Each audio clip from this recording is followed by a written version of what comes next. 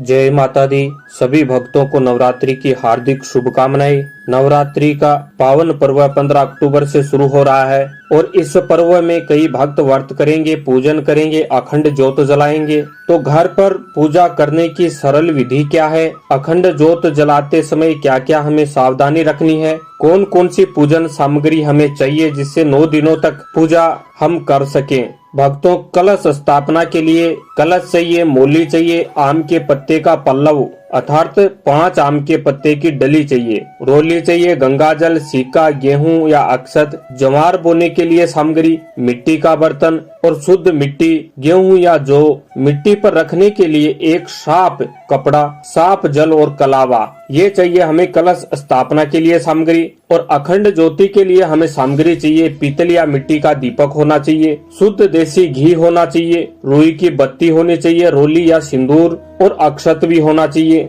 9 दिनों के लिए हवन सामग्री कौन सी होती है, तो इसके लिए हवन कुंड बनाएं, एक आम की लकड़ी लें, काले तिल लें, रोली या कुमकुम, अक्षत, जौ, धूप, पचमेवा, घी, लोबान, लौंग का जोड़ा, गुग्गल, कमलगट्टा, सुपारी, कपूर हवन में चढ़ाने के लिए भोग और शुद्ध जल आचमन के लिए। माता रानी के श्रृंगार के लिए सामग्री चाहिए, लाल चुनरी, चूड़ी, इत्र, सिंदूर, महावर, बिंदी, मेहंदी, काजल, बिछिया, माला, पायल, लाली व अन्य श्रृंगार चाहिए। अब सामग्री लेने के बाद पूजन विधि कैसे करनी चाहिए, तो नवरात्रि की प्रतिपदा तिथि को ब्रह्म मुहूर्त में उठकर स्नान आदि करके स्वच्छ वस्त्र धारण कर लें। उसके बाद एक चौकी बिछाकर वहां पहले स्वास्तिक का चिन्ह बनाएं, फिर रोली और अक्षत से टीका करें और फिर वहां माता की प्रतिमा या तस्वीर स्थापित करें। इसके बाद विधि विधान से माता की पूजा करें।